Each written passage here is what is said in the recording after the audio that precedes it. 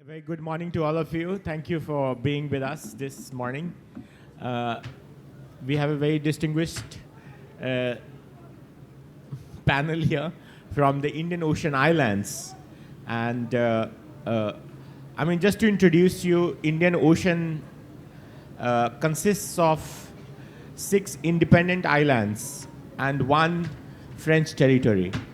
And that includes Madagascar. Some of you might have heard about Madagascar. It includes Comoros. It includes Mauritius, Maldives, Seychelles, and Sri Lanka. And there is also an island, a French territory, Reunion, which is located in the Indian Ocean, which is very close to Mauritius. Now, I would take you a little bit to the history of this region and particularly, I'll begin with Madagascar, which is the farthest of the islands in the Indian Ocean from Indian subcontinent. And Madagascar particularly has a very rich history and tradition of literature. Actually, they have this great epic called Ibonia, which is orally recited by the people of Madagascar and closely resembles Ramayana in its plot structure. I have lived and worked in Madagascar for 3.5 years, and I would also like to introduce you to the poetry of Jean-Joseph Raveri-Velo, who is considered as the first African poet. And his works, he writes in his memoir, that he was one of the writers he was highly influenced was Rabindranath Tagore. Here is a poem by Raveri-Velo. He writes in his book, translated from the night, slowly like a limping cow or like a mighty bull, its 4 legs hamstrung, a female spider emerges from the earth and creeps upon the walls. She suspends herself above the trees. She casts her silk into the wind, weaves a wave that reaches heaven, and spreads her net across the sky.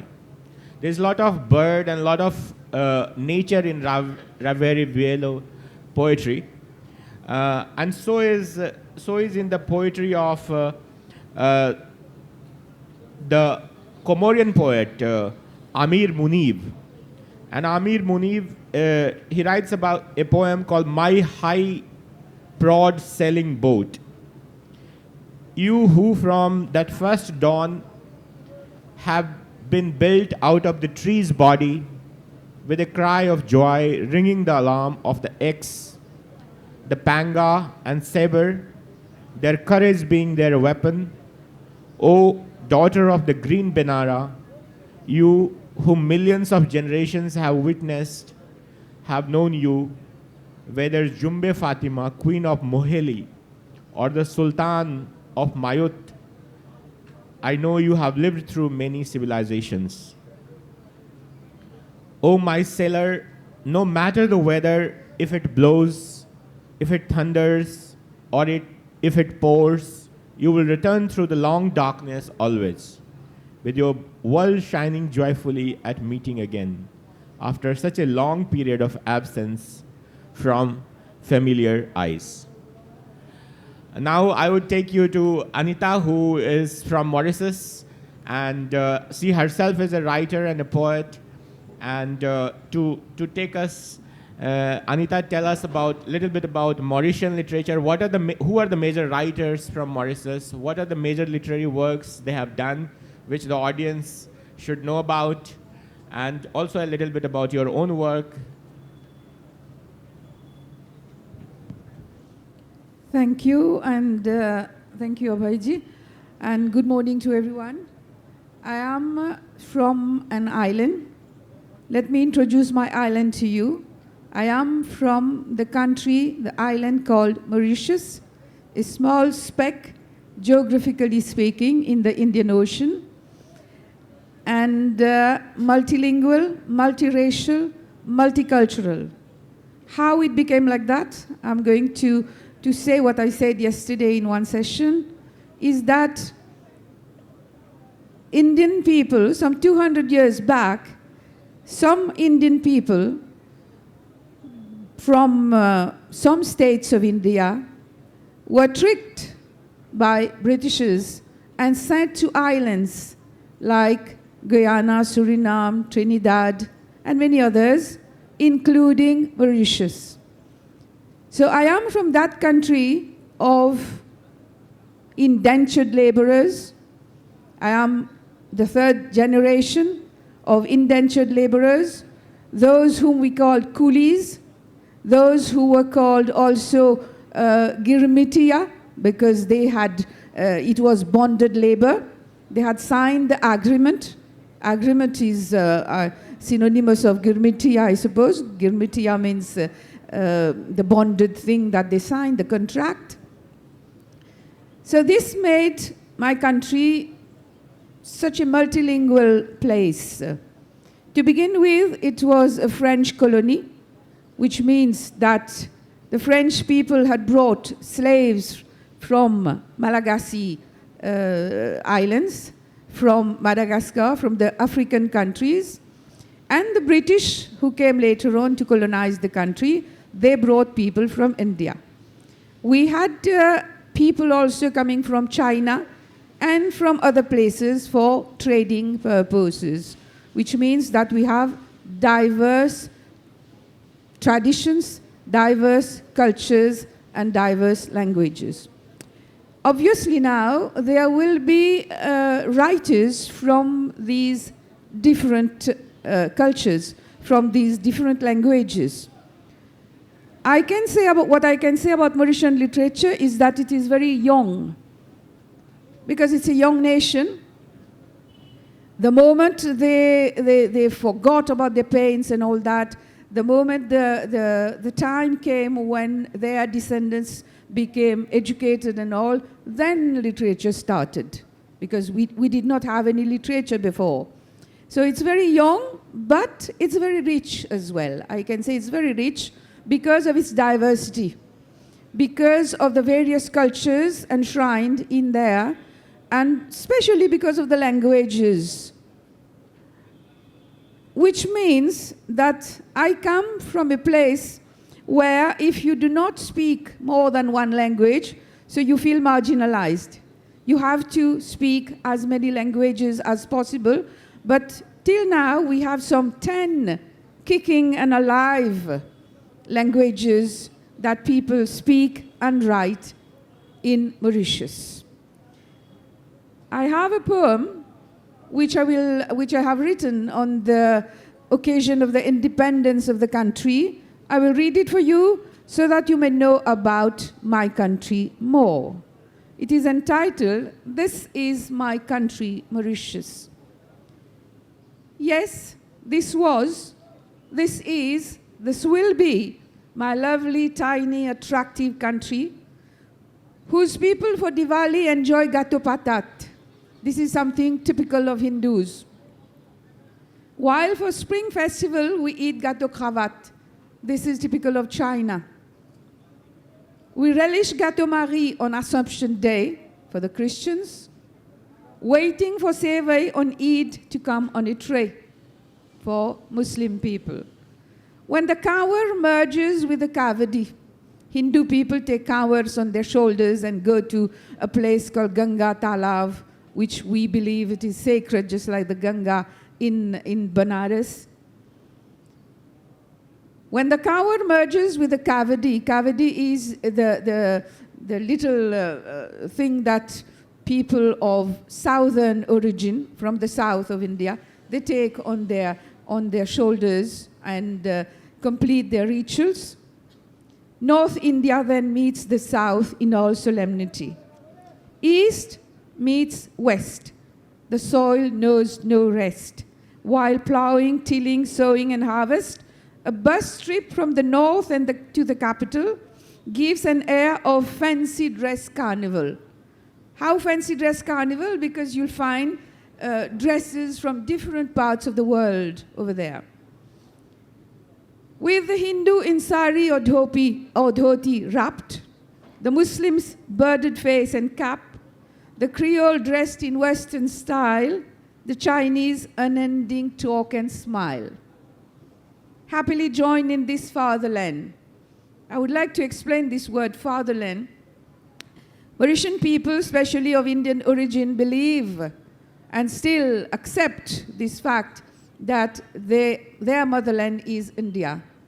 And the place where they have gone, even though they have been born and bred over there, it is still their fatherland. Happily join in this fatherland, but not forgetting ancestors and their motherland. Keeping cultures all, traditions all, life goes on. Once it was survival. Now pleasurable, more and more enjoyable. So blow winds favorable towards development, towards progress gradually. Yes, this was, this is, and this will be my only refuge, my only country to love, to cherish, to sing its glory. Thank you.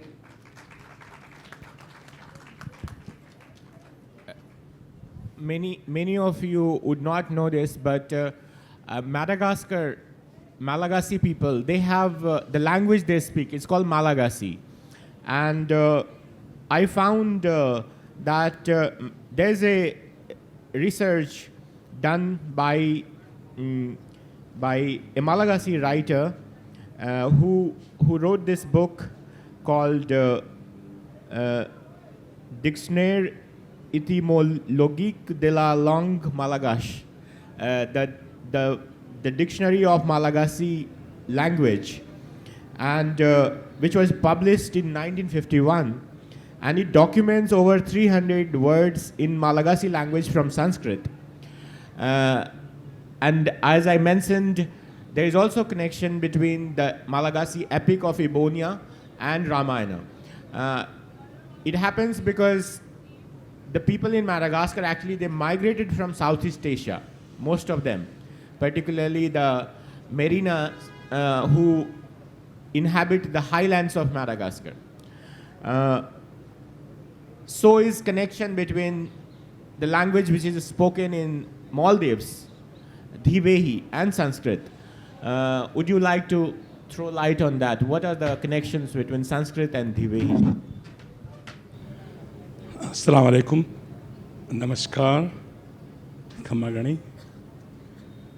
My name is Ibrahim Waheed. I come from the Maldives, obviously, as my friend Abhay has just said. The Maldives has an entirely different story, very different from where you come from. And this is how it works. Thousands of years ago, there was a civilization on what is probably partly in Pakistan and partly in what is called India today, that part. It was called the Mohenjo-Daro civilization. And that's where the migration to the Maldives started. And they brought with them probably what was then called Proto-Sanskrit or something of that nature. There was a later migration, I believe, from what is today the Greater Bengal. The strange thing is, here is this country which sits in the middle of the Indian Ocean, 1,100 islands, stretching north-south twice as long as Sri Lanka. There's just one language there.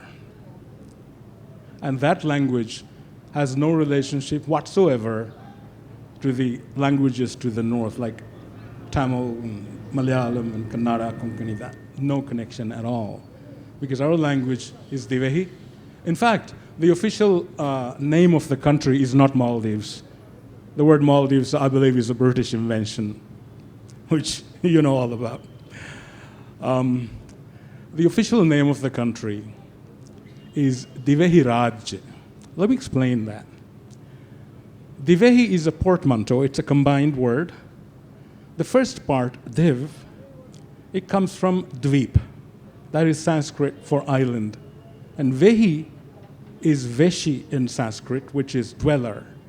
So there we go, that's our language, that's what we call ourselves, the Divehi, the island dwellers. The other part of the name of the country, Divehi Rajya. Rajya means kingdom. And you can see the Sanskrit connection there. And I can go on and on and on about the Sanskrit connections. One example I can give you is if I start counting in my language, all of you here will probably understand it. How many of you want me to do that? Yes. Here we go. I'll do it pretty fast, and if you stop understanding, do raise your hand and say, stop, we don't get you. Okay? Right. It goes like this.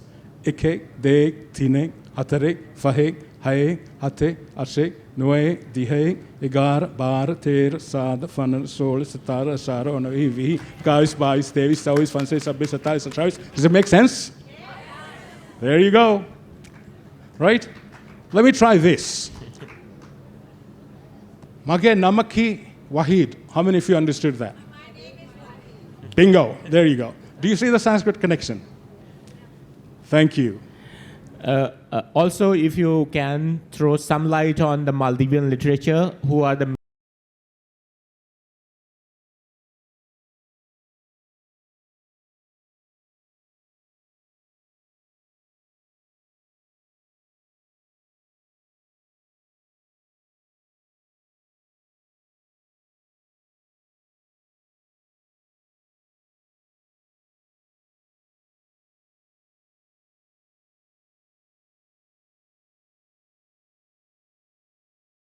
What that indicates is that at that point in time, we already had a stratified society, which means that it would take a heck of a long time for any bunch of people to develop a stratified society. So we might have been there a long time before that as well. But then, we had poets and writers even then. And we used to write on leaves, which we call, pat, which probably goes to patra. And on some of those documents, you have these names and poets of people, but some of them, for example, there was somebody called Isadari. He would write these very short stanzas of poetry, one form called Ravaru. Later on, even probably after the Islamic conversion, which was in 1153, before that we were Buddhists, and before that we were Hindu, and before that animists. There was this gentleman called, we call him the supreme poet of the Maldives, one Hussein Salahuddin. I would like to mention his name. And then Sheikh Jamil Didi, who actually wrote the current national anthem of the Maldives, and so on. So we have a very, very dynamic literary scene in the Maldives, and it's all in Divehi, the local language, because that's the language of the home, that's the language of the media. We want you to translate some of those and immediately submit it to, for an anthology of IndianOcean writings. If there are any publishers out there, I'm your man. Grab me as I go out of here. All right. Now I'll take you back to the contemporary poetry of Madagascar. And here are some translations just to give you a flavor of what are they writing right now.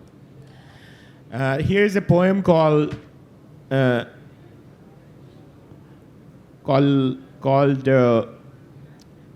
the Closed Door by a young woman writer, Lalatiana Andrea. And she writes about pregnancy. Frankly, I'm not already ready to have this baby. Just give me 9 months to be ready.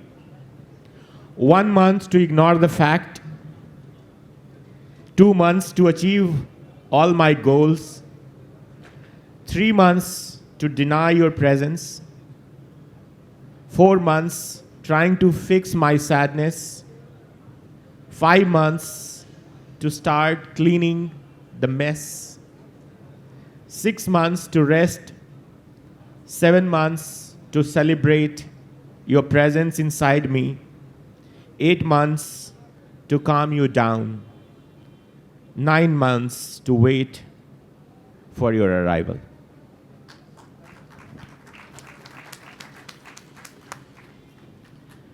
And just one more poem. It's called Breathe by Siki Ravenimanga.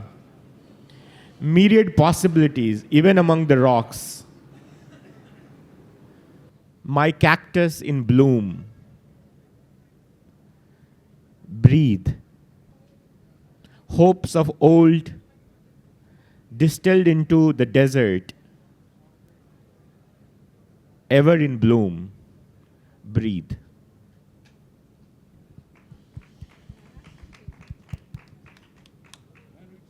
And would you like to read something in Divehi?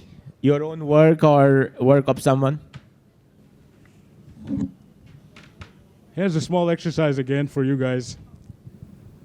Let's see how many words you can guess. And it goes like this. I'll probably have to do it in tone. Sualin nukurame dimavi magatum huako fabuname nemonghoe gotemi dimavang nuvakang dimavang nuvebumong suala jawaba nemonghoe gotemi sualin nukurame. It sounds like a beautiful song. Do you have something in... Any words you recognized in there? Yes, that means question. It's simply, this entire thing simply means, when I see you on the roads, I don't ask you any questions anymore. Because things that should end must end. And when a question meets the answer and when there's silence, you don't ask any questions. Would you like to read something in... I won't read, but I would like to say something, a request to GLF and Bookmark as well, because each time we are asked to speak about our literature and all, they call us the Global South. Literature from the Global South. When I came here in Jaipur for my PhD, and they said, chalo, chalo, chalo, do it on Global South. You know, just like it's nothing serious, just do it on Global South. Global South includes, if you go according to the dictionary and Wikipedia and all that, it's the poorest of the poor countries, like with nothing at all. But let me tell you that this word, Global South, does not represent our literature. I think Jaipur Literary Festival should coin some new word to speak about Indian literature in the Indian Ocean. Indian Ocean literature. Yes. I do not connect myself to Global South because of the diverse cultures that we represent, the multilingualism that we represent. It means that we are quite rich at times, richer in literature than other countries. So why keep calling us, like belittling us, asking us to be, chalo, you are from Global South. Correct, all right? Correct. So, so on that note, I also find that, the poets or the writers of the Indian Ocean, they don't actually know each other. They are not connected as we are connected with the writers of UK or US or the West. I mean, there's very little connection among the Indian Ocean writing community, creative community. How do we address that? Sorry to interrupt you. I would like to say that there are so many. We have a Mauritian called Jean-Marie Leclésio, who is a Nobel Prize winner. We have V.S. Naples from Trinidad, who is a renowned, a famous writer and winner of the Nobel Prize. We have people like Wole Soyinka from Nigeria winning the Nobel Prize. So how come we are still the Global South? We can't be. We have to change. We have to move. We have moved. We have to change the word. All right. So I would like to have, to see more translations coming, at least one anthology, just one, anthology of Indian Ocean writing in the market. I haven't come across a single one. So from Maldives and from Mauritius, I would suggest that both of you take the lead and do something so that we can connect. Abhay, we will do that, and that's a promise to you guys as well. Look, I would just love to say this here. I mean, if you'll permit me to say so. I would like to do a little shout out of thanks to the organizers of JLF, because if they had not taken the initiative, this would not have happened. Yes. So we've noticed the fact that here's a bunch of countries, islands sitting out there in the middle of the ocean, and we don't know much about each other. So thank you, JLF, again, for bringing us together. We'll make it work, even if in your name. Thank you. On that note, I'll read a poem from a poet called Anitah Aujayeb, who is considered as the father of Seychelles literature. Seychelles is another island in the Indian Ocean. And he writes about Seychelles. Your country is studded with mountains, Seychelles lad, with tough granite, with crude gravel, and with coral. Your country. Your country wears a belt of white beaches loosening in the tides.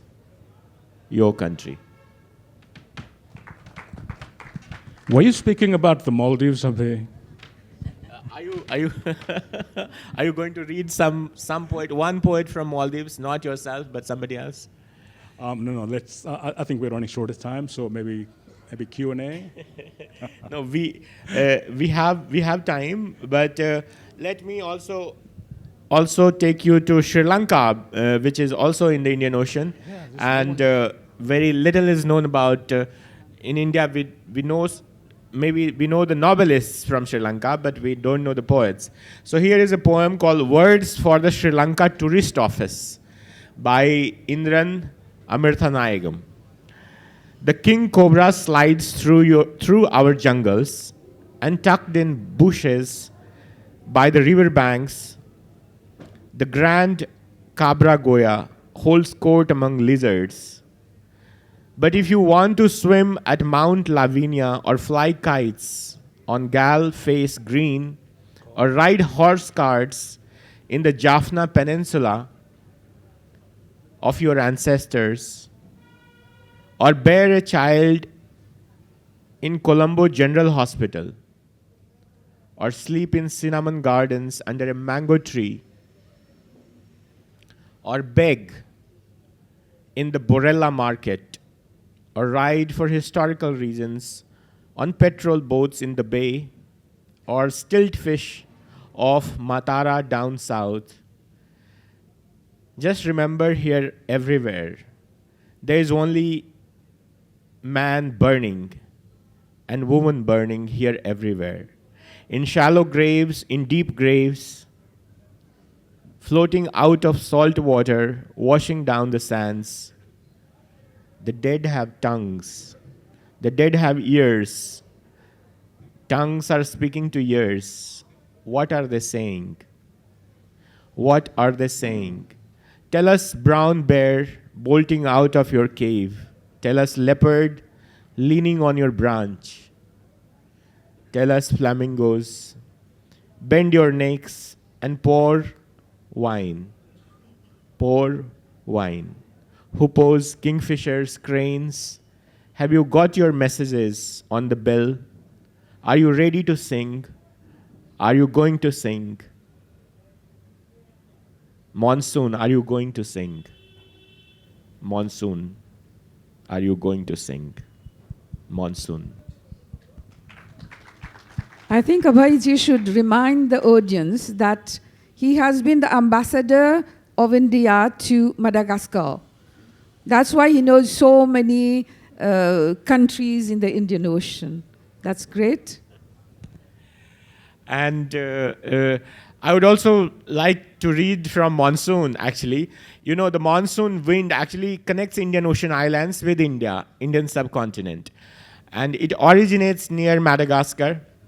Those of you who have read geography know this, that how it travels. And I have imaginatively tried to connect all the Indian Ocean islands through one poem called Monsoon.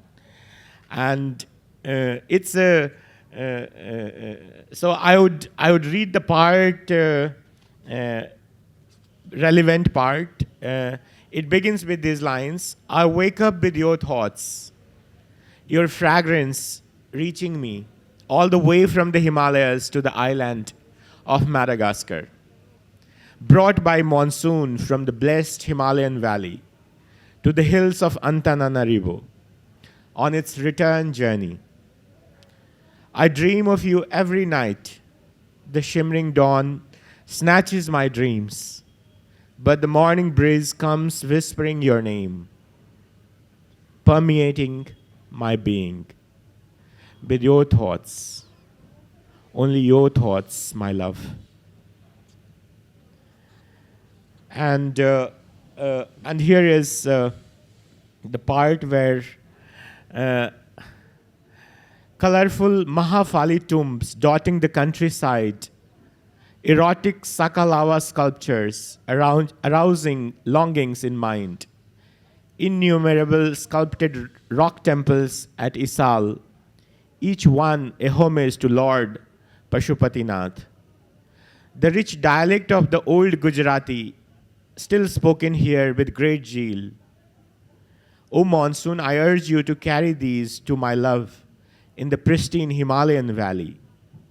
As you glide over the Indian Ocean, gently caressing her curvaceous body, the humpback whales will amuse you with their mating songs. Reaching reunion, orbit La Piton Denise, gently kiss its snowy peaks, then soothe the smoldering La Piton de la Fournaise. It's been raising fire since centuries.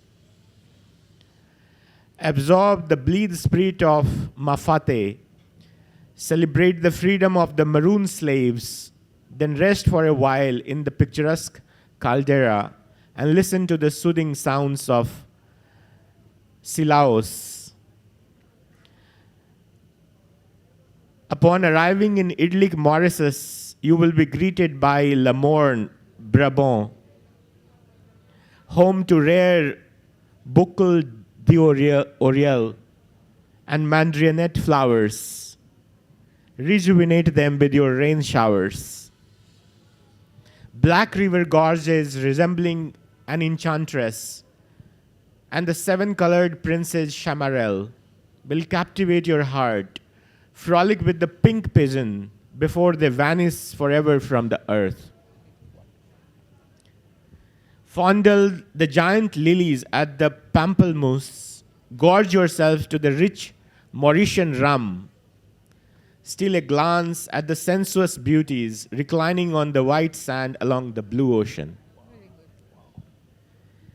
And also the connection of bow in reverence to Shiva, seek his blessings. May your journey ahead be smooth. Let the serpent around his neck not scare you. Beware, his third eye may burn you to cinders. It has reference to a huge statue of Shiva which is in Mauritius. Yeah. If opened in a fit of rage, your journey would end here in Mauritius, leaving millions awaiting your auspicious arrival, devoid of rains, devoid of life, devoid of joy.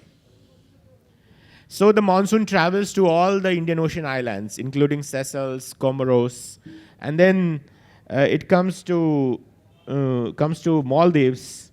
Here is a line about Maldives. Laden with riches of Kilmia and Socotra, and glorious lands on the rim of the Indian Ocean, you will arrive in Maldives, bringing bliss to its 26 atolls, floating like flower baskets. Offer the people praying at Hukuru Misiki your drizzle and relieve them from stifling heat. Reef sharks, turtles, and rainbow fish will tease you, and the rhythmic beats of Bodu Beru will please you. Thank you, Abhay. For those of you who are interested and thank you for the monsoons. Those of you who are interested in the monsoons, let me tell you a Maldivian story. What we call the southern monsoon arrives in the Maldives officially on the 8th of April. And that 8th of April, once it goes up the latitudes, will probably go to around the 18th here. Now, let me again throw out some words that we use. We have a system that the old sailors swear by and which they still use, and we call it the nakai, which might make sense to some of you, because on the 8th of April and so on, we start counting up with these individual nakai. One is either 13 or 14 days long. Let me do something here and go down the list in order. It starts with something called Asida, then we have Burunu, Asida, Burunu, Keti, Rono. Let me do it in another language. Ashwini, Bharani, Kritika, Rohini. Nakai is nakshatra. Do you see the connection? Maldivian sailors still do this. And tell us about Boduberu, like. Oh, the Boduberu. The Boduberu is something called, it translates as, Bodu is bara, Beru is drum. It means the big drum. See, what has happened in the Maldives is, if you look at, again, the geography, to the east of us, we have the Malaysian Peninsula and all of Indonesia. To the north, the greater Indian subcontinent. To the northeast, Sri Lanka. Northwest, the Arab world. And to the west, the entire eastern seaboard of the African continent. So what happens in the Boduberu, the drums, is that it is a combination of all of this.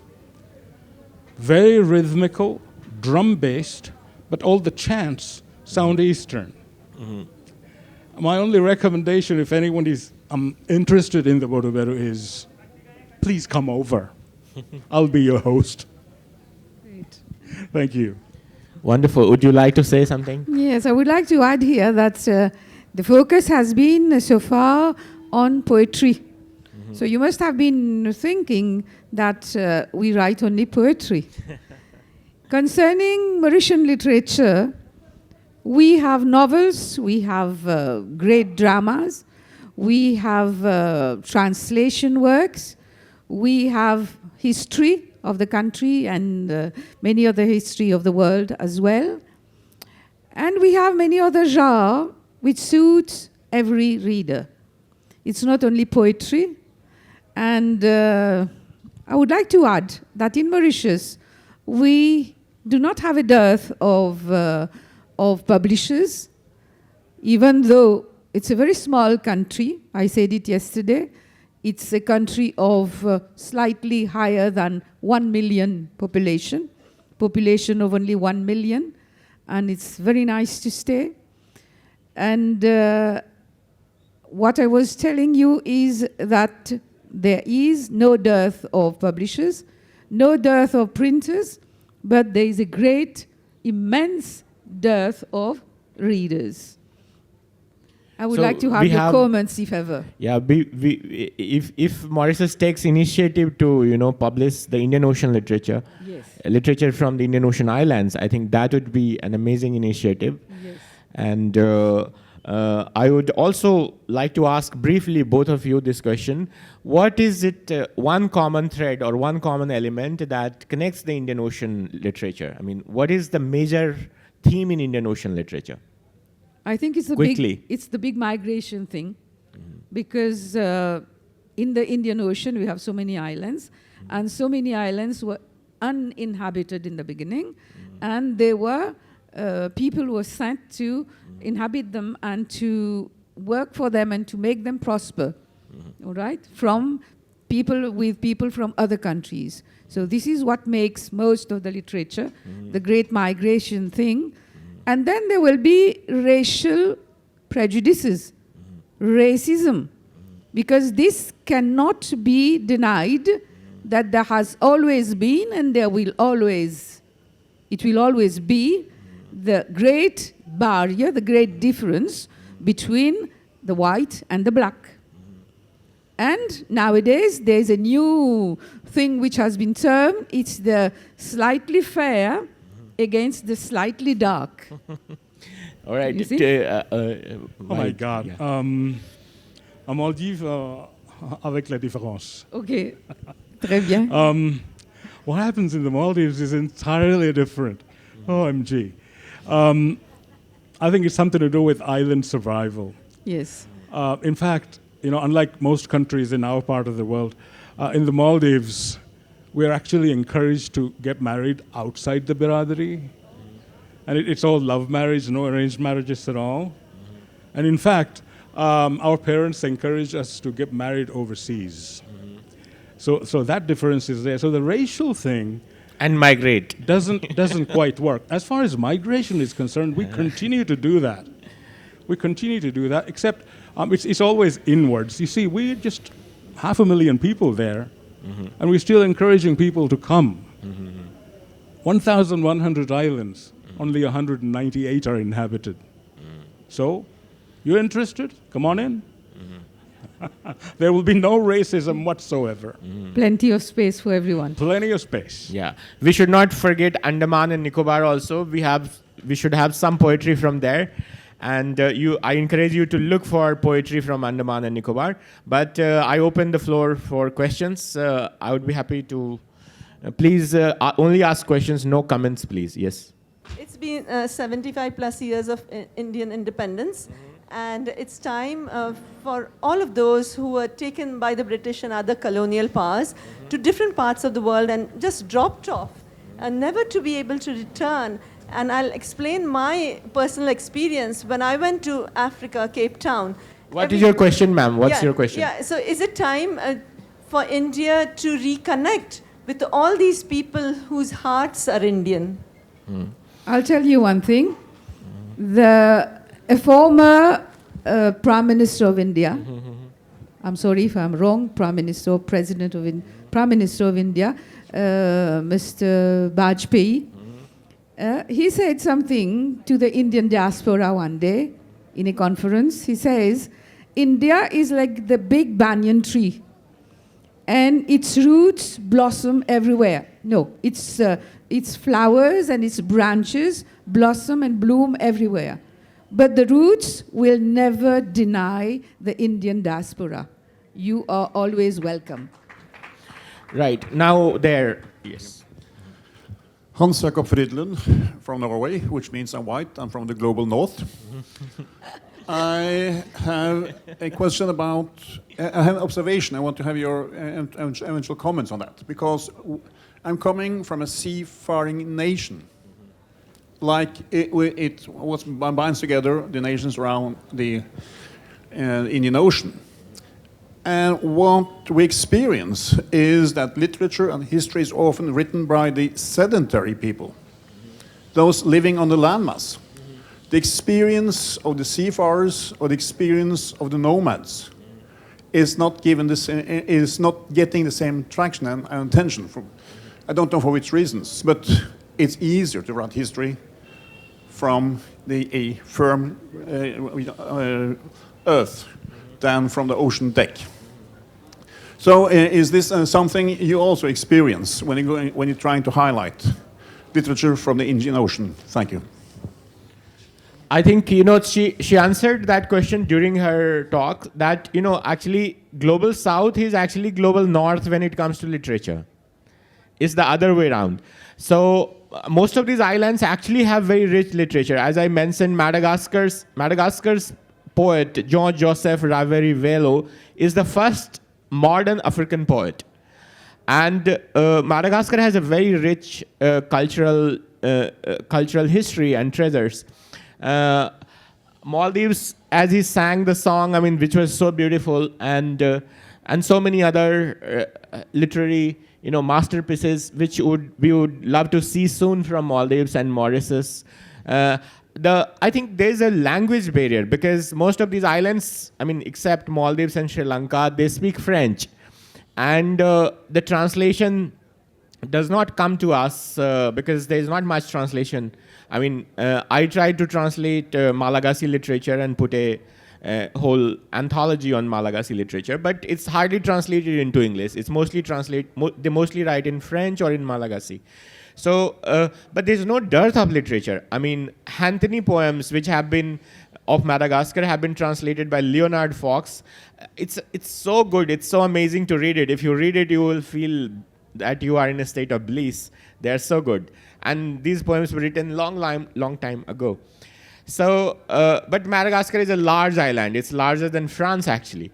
So, it also has land. So, in a way, I agree with you that you need, a bit of sedentary life, but then also the experiences which comes from adventure, like the Gulliver's Travel or the, Sindbad, the sailor who dominates the Indian Ocean imagination.